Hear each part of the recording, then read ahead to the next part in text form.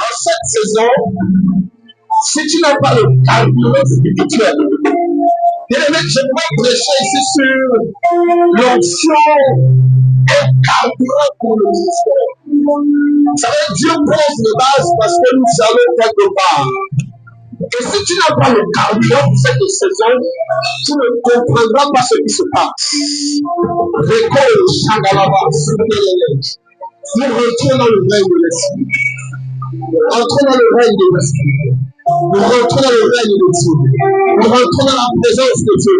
Nous rentrons dans le mouvement des anges. Nous rentrons là où Dieu siège. Nous rentrons dans l'atmosphère christique. Nous rentrons dans le temple du gloire de Dieu. Que ce matin, les yeux soient ouverts. Que ce matin, les yeux des prophètes s'ouvrent. Que ce matin, les oreilles des baptiseurs, des apôtres s'étendent. Ce matin, que les flammes des évangélistes ouvrent la porte. Ce matin, que le témoin des pasteurs, écoute-moi. Esprit de Dieu.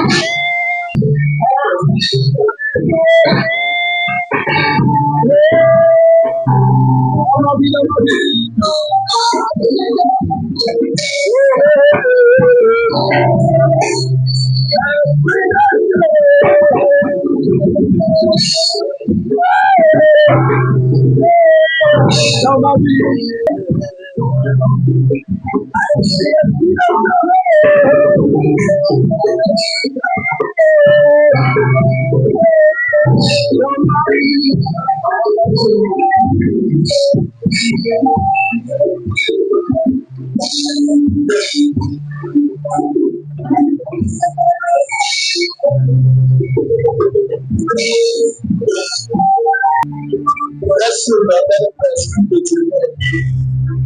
Il y a quelque chose au Seigneur. Je prie que nous la percevons. Soutenez le démarche.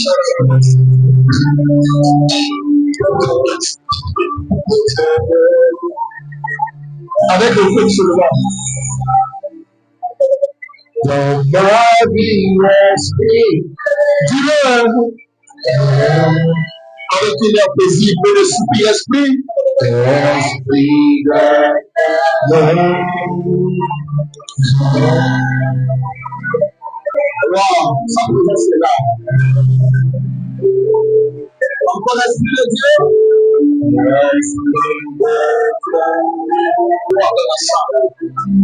Encore l'esprit de Dieu.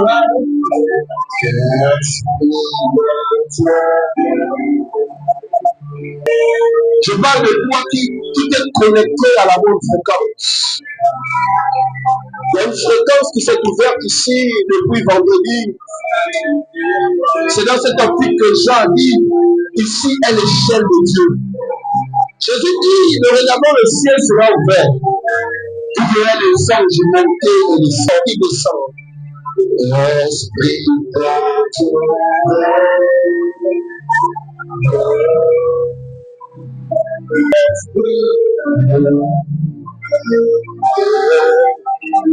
Encore esprit de Dieu.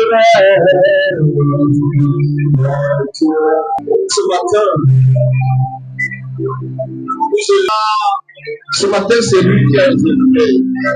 Ce n'est pas un pasteur qui est élevé. Je crois que je tiens dire debout. C'est très important. Et tu acclames Dieu debout. Acclame Dieu debout. Parce que c'est lui qui est c'est lui qui donne la grâce. C'est lui qui permet ce moment de suite. Alléluia. Assoyons-nous au nom de Jésus.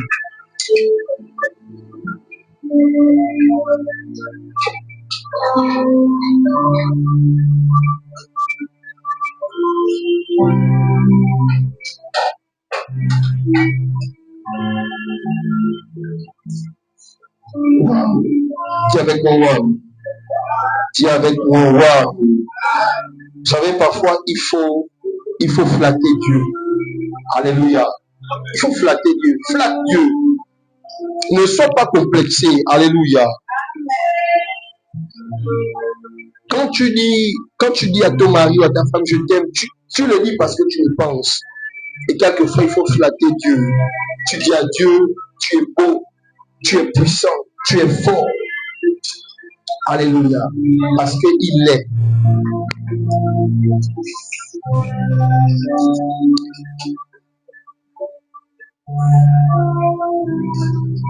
Ce matin, permettez-moi de vous saluer.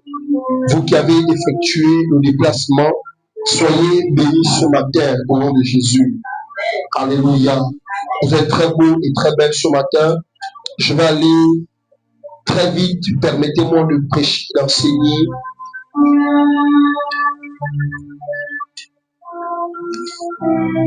Non, laisse-le jouer, mon type. Tu sais, Dieu m'a demandé d'intervenir sur la thématique l'importance d'avoir une assemblée. Alléluia. L'importance d'avoir une assemblée. Vous voyez que, en vérité, quand on veut, on peut.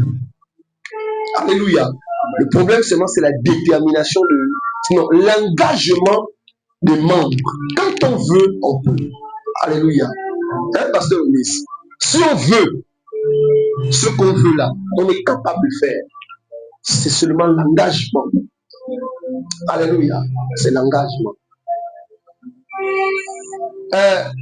Ma fille, elle pouvait me faire un audio, on discutait. Vous savez, elle est connectée. Hein? Ma fille, pendant que quelqu'un qui l'a adoré, Dieu m'a montré ton cœur.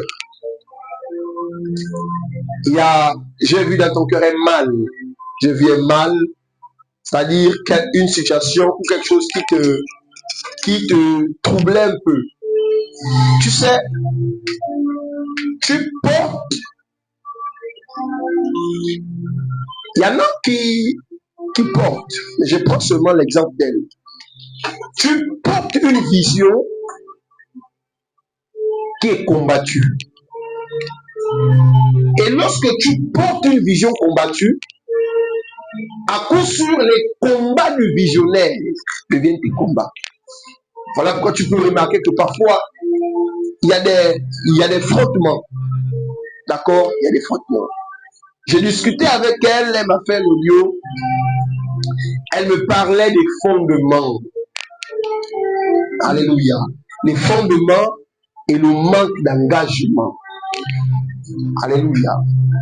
Dis à ton voisin, il faut t'engager. Amen. Il faut t'engager. C'est pourquoi ce matin, Dieu me demande de parler sur l'importance d'avoir une assemblée. Mais avant de parler, je souhaiterais qu'on acclame pour une personne qui est très chère. Je peux acclamer, vous ne comprenez pas qui est d'accord. Alléluia. C'est quelqu'un qui m'est très cher. Ma femme, viens d'abord. Viens d'abord, s'il te plaît.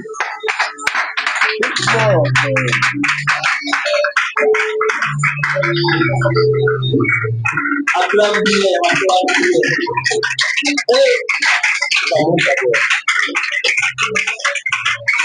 Est-ce que vous voyez comment elle est belle? Alléluia. En fait, je n'ai pas compris comment j'ai eu l'envie d'adorer comme ça. Parce qu'en fait, sa présence était dans la salle. Alléluia. Alléluia. Ah, ma femme. En fait, j'ai remarqué que la lumière de la salle est différente parce que tu es là. Je ne sais pas si c'est toi qui amène la lumière ici. Alléluia. Elle est timide, elle est timide. Alléluia. Moi, je veux qu'on acclame pour elle, vous savez. Dans le matin, on voit que c'est parti. Pourquoi j'ai demandé cela? Vous savez, il faut reconnaître quand quelqu'un apporte un changement positif dans ta vie. En fait, des fois, je m'assois, je réfléchis, je dis non. Ah! Femme de Dieu. C'est important d'avoir une femme qui est battante, qui est forte, qui est brave. Parfois, toi, tu fléchis, elle est debout. Alléluia. Choisissez bien vos partenaires. Ne choisissez pas parce que l'autre est belle, l'autre est beau, il a encore le physique. Quand ma femme m'a rencontré, j'avais le physique. J'étais que ma femme, non. Hein? Mais au fur et à mesure, tu te rends compte que la beauté est dans les profondeurs. Alléluia. Là, en fait, la beauté là, c'est lorsque tout est noir, mais tu remarques qu'il y a toujours quelque chose qui brille. Comment là où on dit que c'est pas bon, mais toi tu vois une lumière. Alléluia. Et je l'aime beaucoup. J'ai pris que là où je marche, il y a un voile sur mon visage. Quand je croise une fille, c'est elle que je vois. Je dis, oh, mais cette fille-là ressemble à ma femme. Elle me rappelle directement ma femme. Alléluia. Et vraiment, je bénis Dieu pour son soutien et son apport. Alléluia. Attention, acclamons le Seigneur pour elle. Dans le jeu, vraiment écoutez très bien le message de ce matin parce que ça vous sera utile et profitable. Il faudrait que nous puissions comprendre que la meilleure église n'existe pas. C'est un mythe. Lorsqu'on parle de meilleure église, quand c'est une non-église, ça n'existe pas. Alléluia. Parce qu'il y a des personnes qui se font une image de l'église dans laquelle ils aimeraient prier. Oh, j'aimerais être dans une église où il n'y a pas de Congo-ça. J'aimerais être dans une église où lorsque tu arrives, tout le monde est avec toi. Ça n'existe pas. On a trop idéalisé l'église. En vérité, c'est quoi l'église? L'église, c'est l'ensemble du corps de Christ. Donc, l'ensemble des personnes imparfaites que nous constituons. Ça veut dire qu'elle est imparfaite, moi je suis imparfait, lui il est imparfait, parce qu'il n'y a que Dieu qui a la dimension d'être parfait. Alléluia. Et lorsque nous nous assemblons pour constituer l'église, il faut comprendre que le frère a la capacité peut-être d'avoir un manquement dans le contexte où peut-être, c'est un exemple, il aime peut-être mentir. L'autre, il aime peut-être injurier. L'autre aime peut-être les femmes.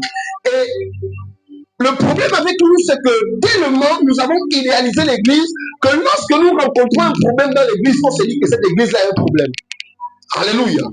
Frère, la meilleure église n'existe pas. Même si je ne peux pas te garantir que c'est une meilleure église. Parce qu'aujourd'hui, tout le monde cherche là où tu ne trouveras jamais. Alléluia.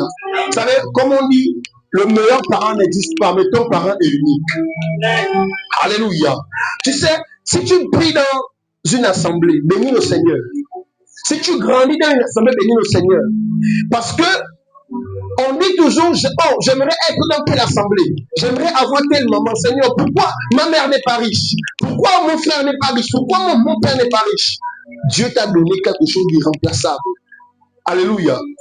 Le problème seulement, c'est parce que nous-mêmes n'arrivons pas à développer ce que nous avons.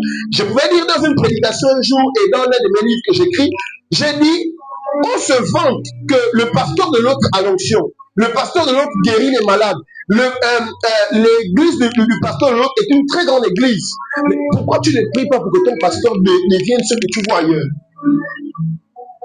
Alléluia. C'est ça le problème. Alléluia. Il n'y a pas de meilleure église. Et il faut comprendre que tu seras toujours blessé. Il n'y a pas quelqu'un qui a fait une église sans qu'il n'ait été blessé. Frère, tu seras toujours blessé. Tu seras toujours insulté. Tu seras toujours critiqué. Ça là, ça ne manque pas. Pourquoi? Parce que là où il y a les hommes, il y a toujours ces choses-là. Maintenant, qu'est-ce que Dieu, vous savez, vous voulez tellement voir l'église parfaite que beaucoup arrivent même à blasphémer. Parce que Dieu dit, préparez mon église. Si Dieu demande de préparer, c'est que l'église a encore des défauts. L'église a encore des manquements. L'église doit arriver à une stature. Mais pourquoi tu imposes?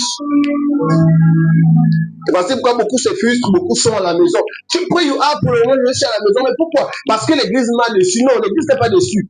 Tu as trop surestimé l'église. Ce sont des personnes malades. Pourquoi on parle de l'hôpital? Le bâtiment ne fait pas l'hôpital, mais c'est parce que justement, il y a un ensemble de malades qui constituent l'hôpital. S'il n'y a pas de malades, on ne peut pas parler de l'hôpital. S'il n'y a pas de membres, on ne peut pas parler d'église. Frère, critique lorsqu'on va être au ciel, parce qu'au ciel, lorsque l'époux viendra chercher son épouse, qui est l'église sera parfaite. Mais pour le moment, comprends que le frère Salem a encore des manquements. Ah non, c'est normal. J'ai écouté qu'on m'a critiqué. Qu'est-ce que c'est le frère Salem? Parce que nous nous attardons parfois dans les futilités. Et il y a un problème aujourd'hui dans nos églises, c'est que on ne regarde plus à celui vers qui on devait regarder. On regarde maintenant membre. Tel a dit ça. Conflit. Tel a fait ça, conflit. Tel a dit quelque chose. Bien aimé, on sait qui?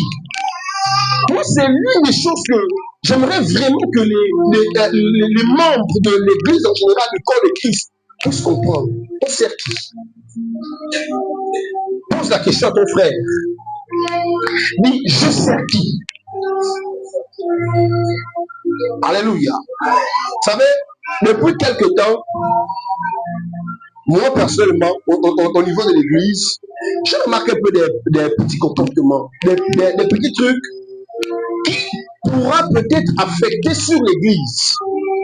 Mais je me suis dit quelque chose. Les membres qui constituent l'église ne sont pas encore matures. En vérité, autant que nous sommes, il y en a qui ont des niveaux de maturité. Et peut-être être mature, peut-être que je dois comprendre que tel n'a pas encore la maturité qu'il faut pour surmonter un certain nombre de choses. Et si nous arrivons à cette dimension-là, vous allez comprendre qu'en vérité, l'église n'a même pas de problème. Le problème, c'est toi-même. Parce que tu veux que l'autre puisse faire comme tu veux que l'autre puisse faire. Ça n'existe pas. Il n'y a pas de famille qui n'a pas de problème. Le problème, c'est parce que quoi? Il n'y a plus de vieillards dans certaines familles qui ont la capacité d'appeler et de faire asseoir et de faire taire le problème. Ceux qui sont maintenant les chefs de famille aujourd'hui, ce sont des enfants, ce sont des petits hommes, ce sont des petites filles. Et qu'est-ce qui fait quand il y a un problème? Chacun parle de son côté. Pourquoi? Parce qu'il n'y a plus de vieillards pour faire asseoir. De dire que ce que tu fais, mon fils, ma fille, ça va t'amener loin. Alléluia. Le président Omar Bongo pouvait dire, Dieu ne nous a pas demandé de faire du pays ce que nous sommes en train de faire. Dieu ne nous a pas demandé de faire de l'église ce que nous sommes en train de faire. Et il reviendra un jour. Et lorsqu'il reviendra, il demandera des comptes à chacun d'entre nous. Ne te dis pas que parce que tu es membre, dès que tu es membre, tu as constaté que la sœur, lorsque il ou elle a chanté, avait un pantalon qui avait la capacité de frustrer le peuple. Après le culte, tu vois le frère, tu vois la sœur. Parce que même à toi, Dieu te demandera des comptes. Non, la fille ne rit pas, ce n'est pas toi. Alléluia. La meilleure église n'existe pas. Et si la meilleure église n'existe pas, il y a quand même des critères qui te permettent de déterminer une église où tu peux grandir, où tu peux prospérer, où tu peux évoluer. Alléluia. Et ce sont des critères visibles. Premièrement, si tu es dans une église, d'où tu regardes, bon, parce qu'encore, il y a des membres, lorsque l'église organise des formations, ils ne prennent pas part. Et c'est un problème, c'est un mal que nous également, on en souffre. Tu vois des membres, l'église organise des formations pour que les membres puissent grandir. Mais les membres prennent part, ils fouillent. Les membres prennent part, ils fouillent. Après, ce sont les mêmes membres qui quittent l'église qui parlent critiquer. L'homme de Dieu a fait telle chose. Manque de maturité. Si tu rentres dans une église où tu remarques que tu as 2 ans, 3 ans, 4 ans, tu t'investis, mais tu ne grandis pas. Tu remarques que le peuple autour de toi, les gens ne grandissent pas. Pas que ce n'est pas une bonne église, mais certainement, l'environnement où tu es peut constituer un frein à ta vie. Alléluia. Si tu rentres dans une église où tu constates que toutes les prédications de l'homme de Dieu sont centrées sur la vie de l'homme de Dieu, fais attention. Parce que si les prédications sont centrées sur la vie de l'homme de Dieu et que ce n'est plus sur Christ, c'est le culte de la personnalité. Je n'ai rien avec les églises qui font les offrandes tout le temps. Mais si tu rentres dans une église où tous les jours on te demande l'argent et que tes problèmes ne changent pas, attention. Alléluia. Prenez un peu la fille qui prêche là. Prenez de déterminer le cadre géographique dans lequel tu te trouves. Vous n'êtes pas dit le cadre spirituel dans lequel tu te trouves. Et beaucoup aujourd'hui sont dans certaines églises, ils pensent qu'ils prient Dieu, mais ils ne prient plus Dieu en esprit et en vérité. J'ai compris très tard et très tôt par la grâce de Dieu que la plupart, sur 1000 églises aujourd'hui, il y a peut-être que 5 qui sont vraies. Alléluia. Le nombre ne détermine pas la vérité d'une église. Alléluia. Faites attention à, lorsque vous voyez l'église est pleine, ça ne veut pas dire que Dieu est à l'intérieur. Tout dépend de la qualité de la parole qui est prêchée. Le problème avec nous, c'est que nous sommes tellement motivés à entendre des belles choses que parfois nous oublions même l'essentiel. C'est pas parce que je prophétise tous les jours avec exactitude que ce que j'ai dit, c'est ce que Dieu me demande de dire. Alléluia. Faites très attention. Je ne prêche pas sur cette église pour dire il faudrait que vous puissiez vous asseoir ici. Mais ce que j'essaie de dire, c'est qu'il y a 2 ou 3 critères qui vous permettent rapidement d'identifier que dans cette zone-là, j'ai ma place. Premièrement, il faut regarder le type d'enseignement. Est-ce que cette église-là, on m'enseigne? Est-ce que cette église-là, quand je regarde, j'aurai la capacité, en fait, l'homme de Dieu aura la capacité de garder mon âme. Il faut regarder, est-ce que les prédications, vers qui les prédications sont centrées? Une église où tu arrives, on ne te connaît pas. En fait, que tu es là, que tu n'es pas là, c'est pas le problème de l'homme de Dieu. Tout ce qui intéresse, c'est de prêcher et de partir. C'est pas normal. Alléluia. Alors, comment identifier une bonne, comme je disais, pas question de bonne, mais comment identifier une église où tu peux prier, une église où tu peux suivre le Seigneur en toute sécurité? Sinon, excusez-moi, je reviens à cette question. C'était plutôt, premièrement, pourquoi avoir une assemblée? Je ne l'ai pas noté, mais Dieu m'a communiqué ça pendant que j'étais là. Parce que tout dépend de la couverture spirituelle. Autant que nous sommes, nous avons besoin d'une couverture spirituelle. Je parle par connaissance de cause. Le monde spirituel par le parrainage. Voici pourquoi lorsque tu arrives dans certaines sciences ésotériques, on va te demander c'est qui ton père spirituel. Et même le côté ecclésiastique a pris ce vent-là. On parle des pères spirituels, on parle des avancés, des personnes qui ont la capacité de te prendre et de t'introduire. Alléluia. Prenons l'instar de Jésus avec ses disciples.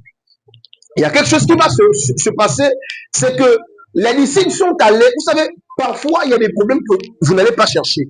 Parfois vous êtes dans une famille et lorsque c'est la fin de l'année, les esprits de famille commencent à se lever. Chercher quelqu'un pour, on va dire, prendre, pour soutenir leur hôtel.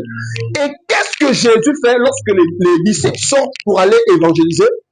On n'a pas dit que l'esprit a commencé à frapper les disciples. Mais la Bible déclare que le diable va venir vers Jésus. Pour faire quoi? Pour réclamer qui? Pour réclamer Pierre, pour réclamer les disciples. Et lorsque les disciples vont revenir, ils seront tellement contents de dire que voici telle chose que nous avons accomplie. Mais Jésus va leur dire ceci. J'ai vu Satan. Satan vous a réclamé, mais j'ai prié pour vous. Lorsque on vous réclame, qui prie pour vous? Alléluia. Moi, j'ai vu des personnes, ce sont des arrivistes. Ils disent que l'apôtre David, c'est mon père spirituel. Je ne les reconnais pas. Alléluia. Il y a des personnes, il est peut-être au niveau de la France ou au niveau de l'Ambaréné. Il est dans une église, mais il jure que je suis son père spirituel. Ça se passe comment? Alléluia.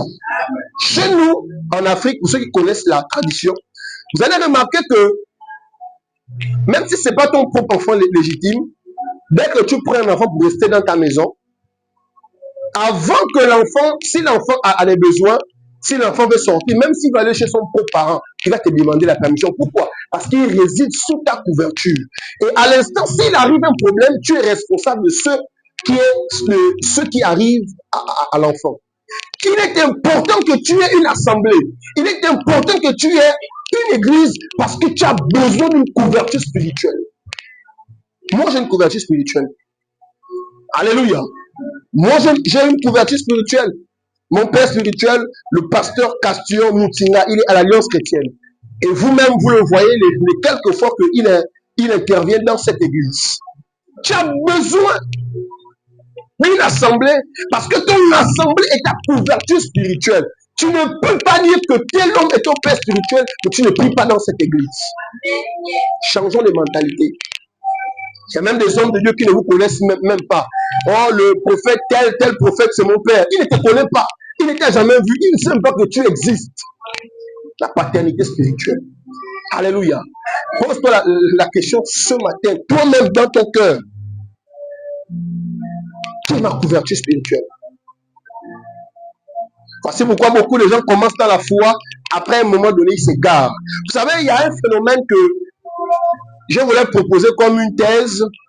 Dommage, je ne suis pas un sociologue.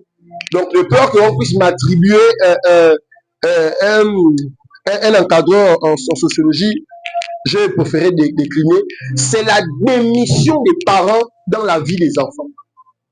C'est pourquoi certains enfants ne font pas l'école.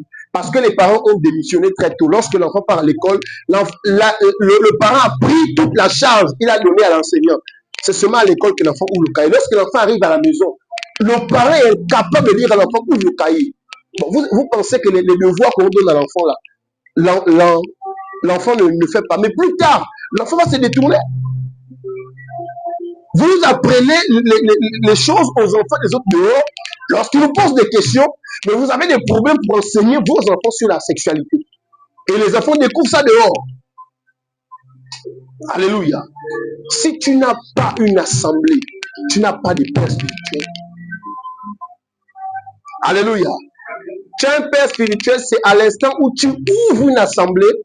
Parce que aujourd'hui, on parle maintenant des maisons de nos parents sans pourtant voir l'alliance. Frères, sœurs, c'est vrai, hein, on parle de l'évolution du monde. Excusez-moi de ce que je vais dire, mais c'est une malédiction grave. On ne sort pas de la maison de ses parents sans qu'un homme vienne te chercher officiellement. Oh, tout vient. Tout vient. Ah, Seigneur Jésus. Mais pourquoi les femmes sont comme ça? Alléluia. On ne sort pas, et c'est la même chose. On ne sort pas d'une église tant que, vous savez, j'ai un problème avec des personnes qui sortent des églises pour aller dans une autre église. On ne sort pas de la maison de ton père pour aller dans la maison d'un autre père. Ça n'a pas de sens. On sort de la maison de ton père, c'est parce qu'on est honoré. On sort d'une église, c'est parce qu'on va ouvrir une église.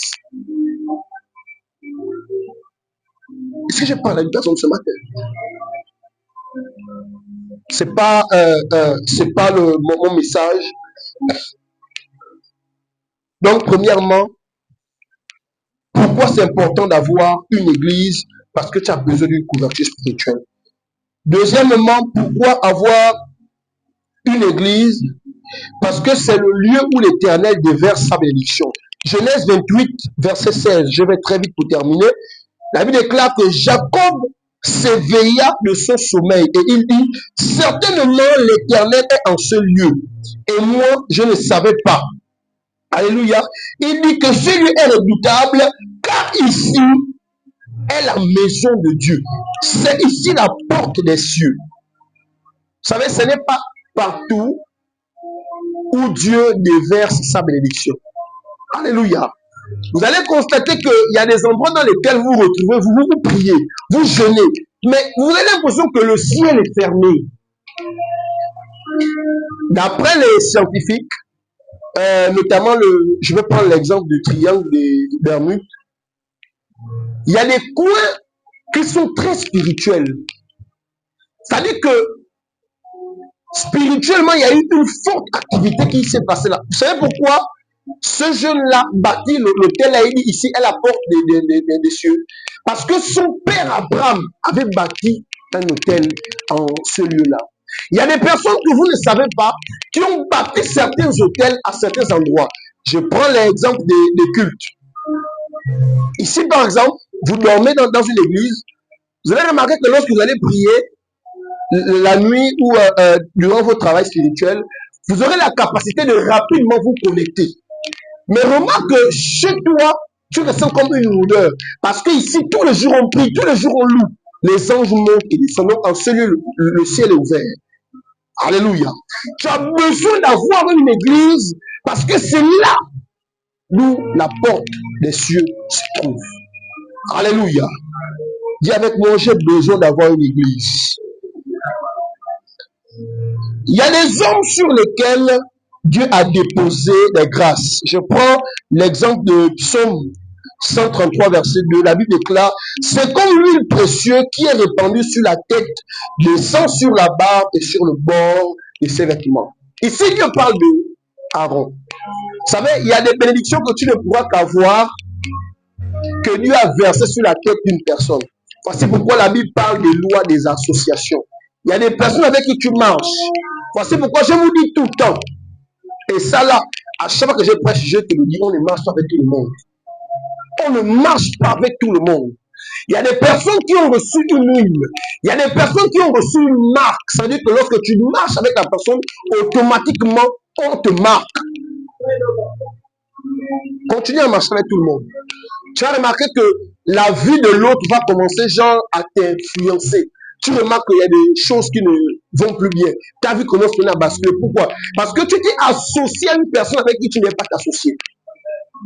Qui ici, lorsqu'il parle dans la maison de quelqu'un, à part des personnes qui ne sont pas très stables, tu dors mieux dans la maison d'une autre personne que dans ta maison. Moi, je n'arrive pas.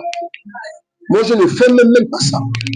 Parce que là où tu couches ta tête, vous savez, le sommeil est comme une mort.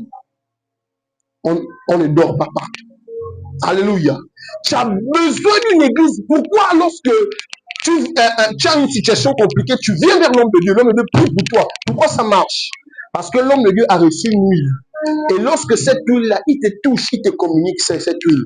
C'est ainsi que la Bible déclare, si quelqu'un a péché, qu'il part vers une ancienne église, on le oindra d'huile et il sera guéri. Alléluia. Pourquoi j'ai besoin d'une église? Parce que tu bénéficies d'une communion fraternelle. La communion fraternelle, c'est être présent dans des bons comme dans des mauvais moments. La Bible déclare de prier et de se réjouir ensemble. Il y a quelque chose que je n'aime plus trop dans l'Église, c'est le fait que les personnes, sinon les membres, sont devenus tellement avares, tellement mauvais, tellement insensibles. Mais là n'est pas le problème, parce que la Bible même le dit. Dans les derniers temps, beaucoup seront avares. Comment tu peux t'imaginer qu'il y a quelqu'un qui est malade? Tu as du mal à aller visiter la personne. L'excuse que les membres font, ils prennent le téléphone, ils envoient un message. Tel est malade, oui, je lui ai envoyé un message. Ça, c'est pas une église. Une église, lorsque quelqu'un a une situation, toute l'église est présente. Si nul était l'intervention de ma mère, moi j'étais en prison depuis. Moi, si nul n'était l'intervention de ma mère, j'ai resté là-bas, c'est fini. Elle n'avait pas les moyens. Vous savez, parfois les gens n'ont pas besoin de ton argent ou du superflu. La présence, c'est beaucoup. La présence vaut mieux que 1000 mots. Un jour, j'ai un frère qui avait manqué de respect à une tante. Devant moi, et la tante pleurait. Il a insulté, la tante pleurait. Dieu est un Dieu bizarre. 2 semaines après, on l'attrape quelque part. La gendarmerie l'attrape. Il est conduit en cellule. Et quand il est conduit en cellule, on a demandé 2 millions pour qu'il sorte. Et ce jour-là, je n'étais pas parti, mais il était revenu à la maison. Je sais ce qui s'est passé, mais je préfère vous dire ce qu'il m'a dit. Je lui ai dit, mes frères, je l'embêtais. Tu vois la tante là, non? Non, il faut qu'on pète avec elle. Il me dit, ah, j'étais enfermé. Les 2 mamans que j'ai insultées là. Quand on me dit tel, tes parents sont venus, quand je me tourne, ce sont tels que je vois. Aïe, aïe, aïe, aïe, aïe. Il m'a dit qu'en fait, lorsqu'il les a vus, il a seulement crié, ah. Ça dit un ah pour dire que, ah Seigneur, les personnes que j'ai rabaissées, que j'ai manqué de respect, que j'étais prêt à porter main, ce sont ces personnes-là qui viennent m'aider. Vous savez ce que ça fait lorsqu'il est rentré? C'est vrai que 2 ans après, il a repris, mais plus comme avant. Mais je vous assure que à cet instant-là, rien que la présence. C'est ça l'église. La communion fraternelle. L'autre a un problème, qui te fait du bien ou te fait du mal. Tu es là, tu l'assistes, tu le regardes. La manière que je pleure dans mon cœur quand je vois par exemple un membre de l'église, ça s'affaiblit. La personne n'est plus à l'église tout le temps et que les autres qui continuent la course n'arrivent pas à dire que il n'y a plus un frère qui est là. Et parfois, les membres ne reviennent plus à cause de ça. Parce que simplement, lorsqu'il a traversé une situation compliquée, vous l'avez abandonné. Alléluia. Dis avec moi, ces choses doivent changer. La communion fraternelle, c'est aussi aider ceux qui sont dans le besoin. Actes, chapitre 2, verset 45, la Bible déclare, ils vendaient leurs propriétés et ils se partageaient tout ce qu'ils avaient. La Bible dit avoir en commun. C'est pourquoi j'ai réfléchi. J'ai dit, si l'Église n'a pas assez de moyens pour soutenir, je vais créer, par la grâce de Dieu, une caisse dans l'Église, d'où j'aurai la capacité d'aider les gens dans l'entrepreneuriat. Alléluia. Parce que c'est aussi ça l'Église. On ne vient pas seulement donner des beaux discours. On ne vient pas seulement donner des belles paroles. Mais il faudrait également qu'on puisse s'asseoir un instant. Le peuple qui nous suit, qu'est-ce qu'ils deviennent? Moi, si j'ai horreur de quelque chose, c'est de voir un peuple paresseux qui est assis. Parce que moi, d'abord, en tant que leader, je suis un battant. Je suis un combattant. Alléluia. Comme on dit, je suis un guerrier. Alléluia. Il est important parce que c'est vous demain après-demain. Quel allait dire que non, le gars là, il est rentré dans la rose quoi. Mais vous n'avez pas vu quand je passais avec mes kilotes percées en train de soulever les briques. Parce qu'il fallait que j'économise mon argent pour faire mon permis de conduire. Alléluia. C'est aussi ça l'église. Aider, apporter de l'aide. Il n'est pas beaucoup, mais le peu qu'ils avaient, ils se partageaient entre eux. Qu'est-ce que tu as déjà donné ici à quelqu'un que tu as de précieux?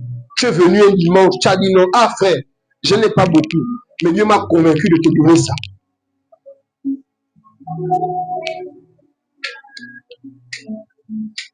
Pourquoi j'ai besoin d'une église? Parce que c'est l'organisme, sinon l'organe que Dieu a institué pour veiller sur toi. Hébreux 13, verset 17, la Bible déclare: obéissez à vos conducteurs et ayez pour eux de la différence, car ils veillent sur vos âmes, comme devant en rendre compte. Ainsi, afin qu'ils le fassent avec joie et non avec gémissement. Alléluia. Love, que tu ne veuilles ou pas, là où tu pries, ton pasteur rendra compte à Dieu de ton âme. Voici pourquoi quand une âme, là je m'adresse aux responsables, si vous êtes responsable d'un département, lorsqu'une âme, vous ne voyez plus une âme, arrangez-vous à ce que vous puissiez revoir l'âme et que vous puissiez dire à l'âme: ah, si tu n'as pas envie de prier ici, je te recommande. Il faut recommander. Priez pour que l'âme parte tranquillement. Parce que l'âme que tu aurais égarée. Moi, je vous ai dit que je suis un pasteur qui accuse. Quand on va se retrouver au ciel, je vais dire à Dieu que Dieu. Moi, j'ai confié au pasteur Lomis presse. J'ai dit au pasteur Lomis, j'ai mis toutes les prédispositions autour pour que s'il y a un problème, il puisse m'informer. Il ne m'a pas informé. Presse a disparu. C'est lui. Attendez, imaginez-vous, on est dans les derniers temps. Dieu arrive. Nous sommes devant le grand trône blanc sur le jugement dernier. Quoi? Tu penses que là, soit toi tu vas en enfant ou c'est l'autre? Tu vas venir dire à Dieu que oh oui, c'est moi, je suis un pasteur vraiment. Quoi? Frère, chacun pour soi, c'est lui. Oui. Alléluia. Tu as besoin d'une église parce que tu bénéficies de l'enseignement. La Bible déclare dans Actes 42, ils persévèrent dans l'enseignement des apôtres et dans la communion fraternelle. Qui t'enseigne? Qui t'enseigne? Moi, j'ai dit, il y a tout un processus pour rentrer, pour être membre maintenant du centre d'élevé apostolique. Voici le règlement intérieur. Tu es rentré. Personne t'a aimé de rentrer. Tu es sorti. Personne t'a aimé de sortir. Mais assure-toi que quand tu vas re-rentrer, tu vas faire un an assis à l'école des disciples. Vous savez pourquoi? Parce que parfois, il faut éprouver la foi de certaines personnes. Il y a des gens qui viennent juste pour s'amuser.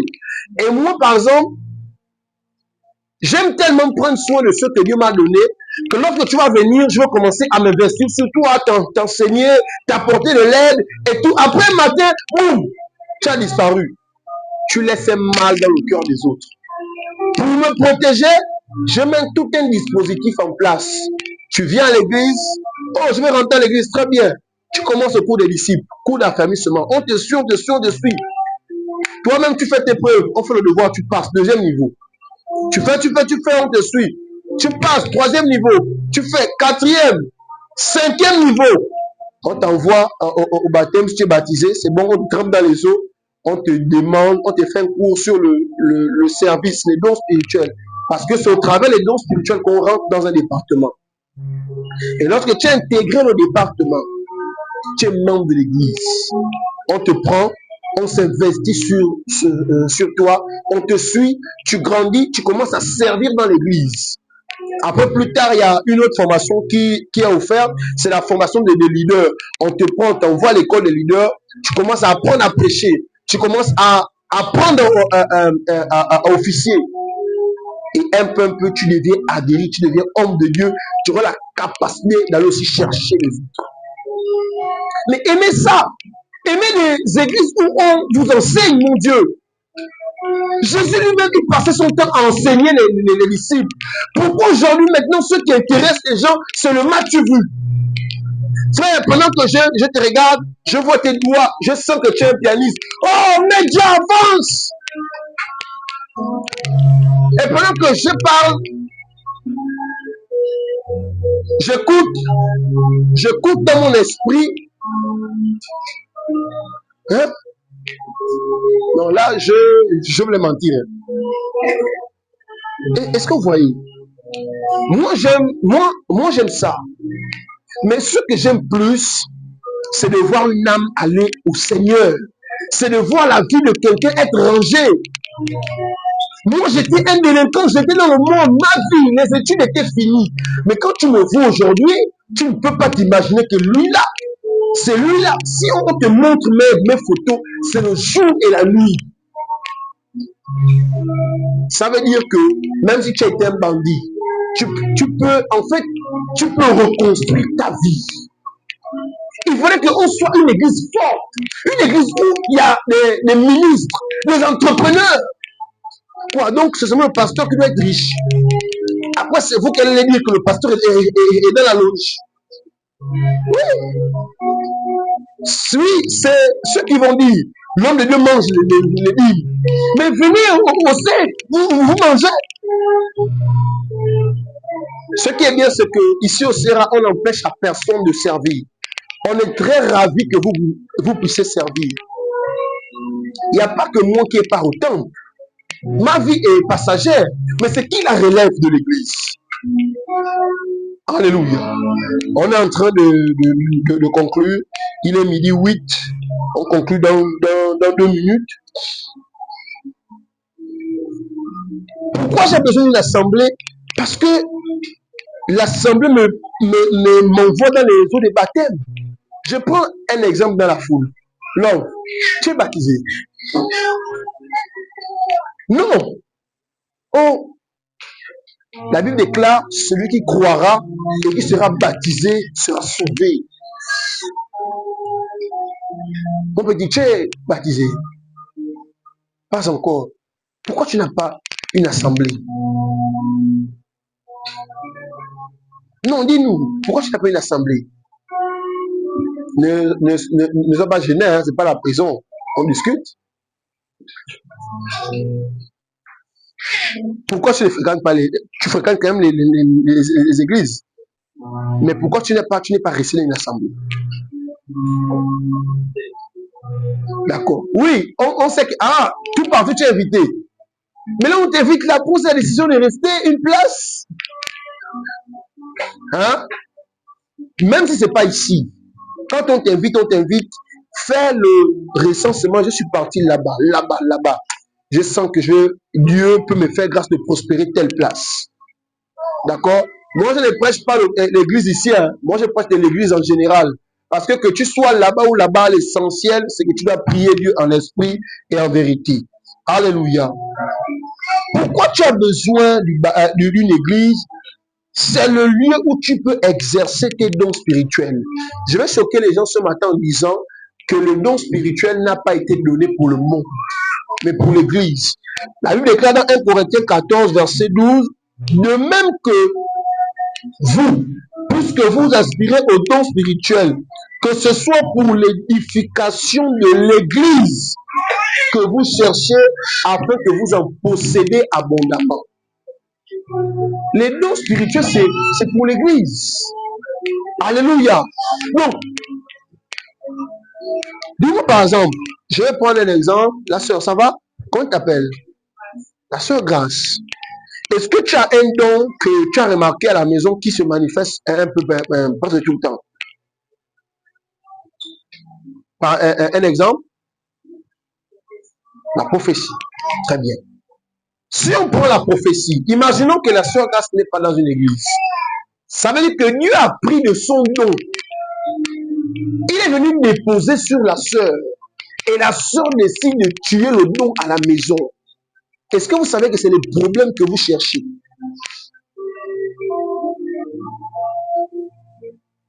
Moi, on me disait que si un parent est parti, t'as dit là les assiettes. Il est venu, tu n'as pas lavé. Ah! C'est la même chose que Jésus fait avec la parabole. Il dit, j'ai donné à l'autre 5, à l'autre 3, à l'autre 2. Mais il dit, le serviteur inutile, jetez-le dans les temps de feu. Mon petit, si tu as reçu du Seigneur un don, si c'est le don de jouer la batterie, que tu ne joues pas, lorsque Dieu t'appelle, vous savez, il y a un penseur qui a dit, lorsqu'on est, on est déjà trop vieux pour mourir. Est-ce que je parle à quelqu'un? Ça veut dire que dès que tu es né, tu peux mourir à n'importe quel moment. À 2 ans, à 100 ans, à 1000 ans, à 50 ans, à 2 mois. Ça dépend. Même, voilà, même à 2 heures. Lorsque tu nais, tu es déjà trop vieux. Non, tu n'es plus trop vieux pour mourir. Donc ça veut dire que Dieu peut t'amener à n'importe quel moment. Et maintenant, si le don que Dieu a mis en toi, tu n'as pas exercé, tu auras des comptes à rendre à Dieu. Alléluia. Et j'interpelle, je vous interpelle ce matin par les compassions de Christ. Repentez-vous. Repentez-vous du don que Dieu a mis en vous et que vous utilisez mal. Qui vous a dit que parce qu'on est prédicateur, qu'on prêche dans toutes les églises? Qui vous a dit que parce qu'on est batteur ou pianiste, qu'on joue dans toutes les églises? Vous savez là où vous non. Laissez d'abord les statuts visés. Mais est-ce que vous savez là où vous rentrez pour aller servir? On ne sert pas partout. On ne sert pas partout. On ne rentre pas partout. Tu connais la personne avec qui tu es, mais tu ne sais pas où tu pars. Faites attention. Il y a des églises qui vous ont bien accueillis. Il y a des églises qui se sont investies dans vos vies. Ne perdez pas ça. Parce que lorsque tu vas perdre ça, tu ne pourras plus jamais retrouver cette grâce. Alléluia. Il y a des personnes, par exemple, qui sont parties de cette église, qui, on va dire, qui demandent de revenir. Mais il y a ce qu'on appelle les preuves. Je te regarde de loin. Comment tu viens au culte? Comment tu te comportes? Comment? Ne te dis pas que, par exemple, tu vas revenir un matin. Je te dis non, prends, rentre dans le département d'intercession, commence à prier. Non. Tu as décidé de faire quelque chose, assume ton choix. Mais dans le choix que tu assumes, tu as un prix à payer. On veut voir ton sérieux. Alléluia. C'est le message que Dieu me demandait de vous transmettre ce matin. On vous a invité certainement, c'est pour vous dire qu'il est important que vous ayez une église. Il est important, lui-même Jésus, les apôtres eux-mêmes avaient des assemblées dans chaque ville. Est ton assemblée. Est ton assemblée là où on t'enseigne. Tu prêtes à dire où? Qui prie pour toi lorsque tu as un problème? Tu donnes ton offrande où? Tu soutiens l'œuvre de Dieu comment?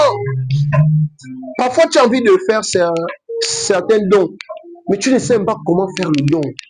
Parfois, il y a des chaises qui sont là. Tu peux rentrer quelque part. Peut-être que Dieu t'a inspiré de faire un don pour qu'une activité puisse marcher. Tu as dit, tiens, j'ai remarqué que ici, par exemple, c'est fermé partout. Il faut une fenêtre quelque part. Et là, quand tu viens, tu poses l'action, Dieu t'ouvre une porte. Alléluia. Maintenant que j'ai terminé, je veux poser une question. Et c'est par là où je vais m'arrêter avec un conseil. Quand tu regardes qui n'a pas une assemblée là où il est engagé et il sert en esprit, en vérité, lève la main et on va discuter. Tu sais que tu n'as pas une assemblée là où tu sers parce que